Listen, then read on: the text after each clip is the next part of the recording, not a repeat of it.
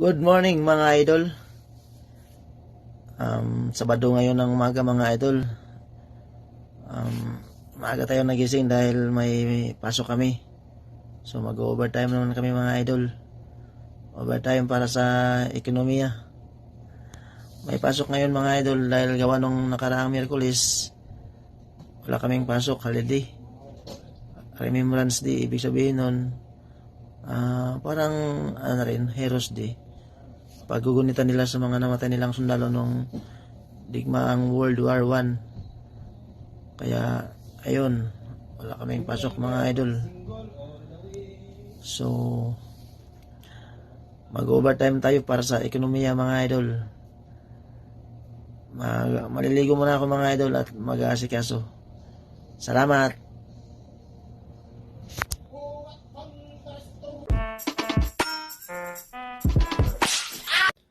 So ayun na mga idol. Katapos ko lang maligo mga idol. So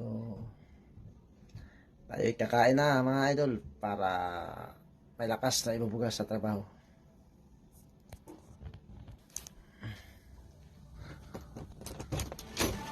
Yan yung mga kasama ko mga idol. Yan. Nag-aasikasa na sila din. Nag-aasikasa na din sila para papasok sa trabaho. 8 hours later. Paspas ko ni Pitix Brave. Hello mga idol. Pauwi na kami mga idol galing sa overtime. Natapos din ang 8 oras na overtime mga idol. Yan ang kasama ko. Pare Nelson. What's up? Puro mo. Pauwi na kami.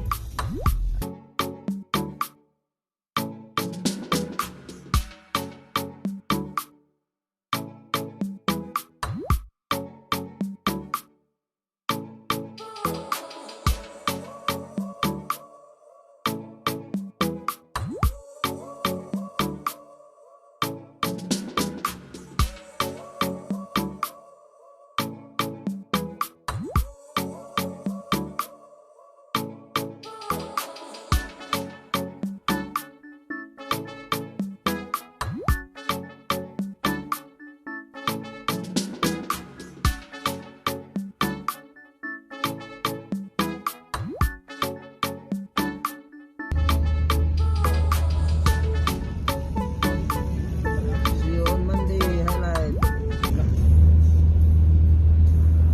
Yan yung planta mga idol. Yan kami nagtatrabaho.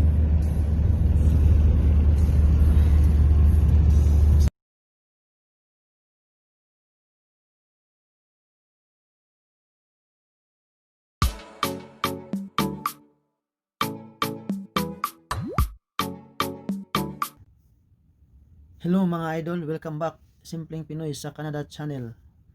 So linggo ngayon ng hapon mga idol, November 15, 2020. Time check 12:25. So in this video mga idol, tatalakayin natin ang isang comment sa atin sa isang video ko sa YouTube. Galing kay Chard Ron Rojas o Rondi Rojas from Dubai, United Arab Emirates. So ito po yung tanong niya mga idol. Idol, paano ba makapunta diyan sa Canada? Gusto ko kasi makapunta diyan at paano makapag-apply. So ibabahagi ko sa inyo mga idol base lang po sa mga napagdaanan ko, mga na-experience ko bago ako nag-apply papunta dito sa Canada. So ano nga ba ang demand na trabaho dito sa Canada?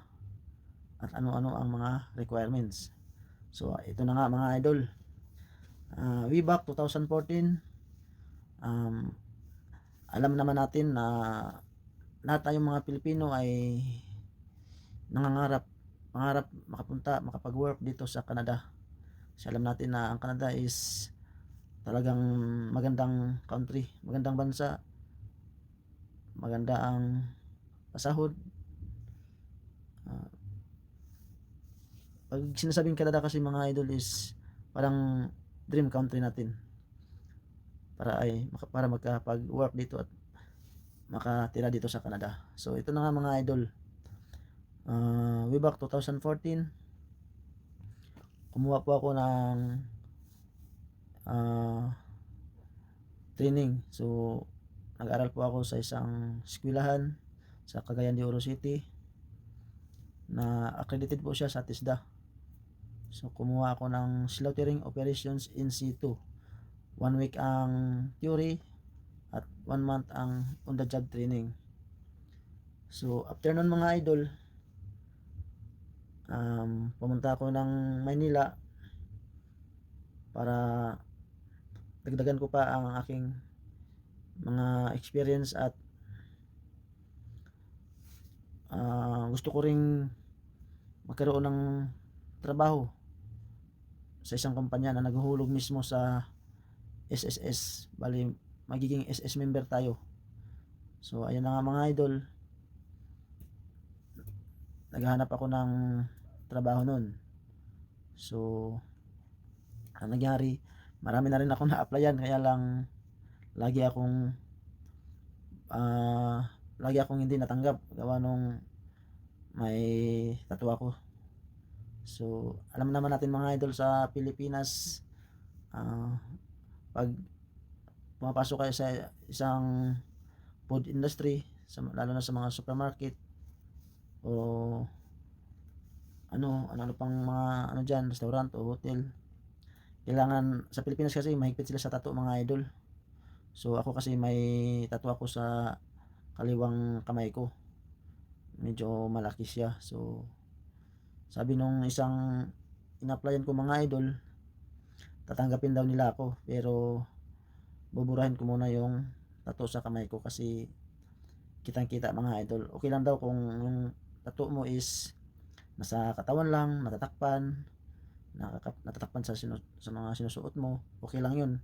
Yung sa akin kasi mga idol, nakikita, visible po siya. So ang ginawa ko nun mga idol is talagang pinabura ko muna siya mga idol. So mga ilang buwan din yun ang mga idol, ang pagpapabura ko nun, kasi parang yun, 3 session mga idol bago nawala yung tattoo ko. So ayun na nga, after nun mga idol na wala na yung tattoo ko, bumalik ako doon sa in-applyan ko at happy ako nun kasi natanggap ako. So ang nangyari, kumuha ako talaga idol ng experience para matuto ako sa trabaho. Kailangan kasi yun mga idol. Pag hindi mo kasi alam yung in-applyan mo, hindi mo alam ang trabaho, nga ka rin dito pagdating sa Canada, wala kang alam. Tsaka pag-apply mo pa lang sa agency mga idol, maraming tanong, lalo na kung sa employer, babalik ta rin ka nun. Maraming mga tanong, ang daming tanong mga idol. Talagang i-screening ka ng employer kung talagang totoo kang isang ganap na butcher o meat cutter o industrial butcher. Ang pinaka-demand pala na trabaho dito sa Canada idol, na mabilis makapunta dito, mabilis makapag-work dito sa Canada, is butcher, industrial butcher o meat cutter. Yan ang pinaka-demand na trabaho dito sa Canada mga idol. So yan ang ginawa ko mga idol. Kumuha ako ng trabaho, experience sa Pilipinas dati na may hulog ang SSS ko, kasi kailangan yun mga idol na may hulog yung SSS mo sa employer, kasi yun ang babasihan ng employer dito sa Canada kung totoo kang isang ganap na butcher talaga. So ito pala ang mga requirements mga idol. Kailangan may valid Philippine passport ka, tsaka yun na nga, experience 3 years, tapos mga ibang papilis like NBI, mga certificate of employment, yun kailangan yun mga idol. Ano pa ba, diploma, transcript of records, tapos mga IELTS mga idol, yun, International English Language Test System, IELTS. So kailangan Kailangan mo mag-exam nun mga idol bago ka makapunta dito sa Canada at makapagtrabaho. Tapos ano pa ba? Wala namang pinipili mga idol sa kasarian, mapababae man o lalaki. Oo, basta pagkakaalam ko 40 years old yata, hanggang 40 years old lang. Kasi dati tumatanggap sila ng 45 pero ngayon hanggang 40 lang mga idol. So yun na nga mga idol, kumuha ako ng experience at yun mga idol, nung nagkaroon na ng employer interview nung nakaraang June 2018, nangyari mga idol, nag-apply ako noon sa isang agency, legit na agency talaga mga idol. Yun ang nagpaalis sa akin. Nag-apply ako sa International Staffing Organization o ISO agency. Napakabait na mga staff doon mga idol. Tsaka ano sila, talagang inaasikaso ang mga papers mo, pinapollow up ka lagi. So doon ako nag-apply mga idol, at June 4, 2018 idol, na interview ako sa employer ko ngayon. So sa awa ng Diyos, pumasa naman ako mga idol sa interview na yun. So June 4 ako na pumasa. Tapos nakaalis ako mga idol is April 12, 2019. So ilang buwan ba? June, July, August, September, October, November, December, January, February, March, April. 10 months lang mga idol ang pag-process sa aking mga papilis. Nakaalis na ako agad. So ganun lang sa akin. Ganun sa akin mga idol, ganun ang experience ko bago ako nakapunta dito sa Canada. So para sa'yo Chadron Rojas part, may pag-asa. Wag mawala ng pag-asa sa lahat ng mga nangangarap makapunta sa Canada. Sa mga baguhan na butcher na ka-experience lang, tuloy-tuloy nyo lang yan mga idol. Balang araw makapunta din kayo dito. Kahit wala pa kayong experience, magsimula na kayo ngayon. Hindi pa huli ang lahat. Makapunta din kayo dito mga idol. So marami pang mga hindi ko na sabi mga idol. Kung may mga gusto kayong mga tanong, mga suggestion or ano pa man, just comment down below mga idol. At sa next video ay i-share ko sa inyo, sasagutin ko yan isa-isa, tatalakayin natin yan mga idol, para mag-guide ko kayo kung paano makapunta dito. So yan lang mga idol. At ito pala mga idol, shout out muna tayo. Shout out muna tayo kay Boss Tasky. Shout out sa kaibigan ko dyan sa Ontario, kay Alan Abilia. Shout out sa iyo boss. Kay Arnel Bisto sa Qatar, shout out sa iyo pre.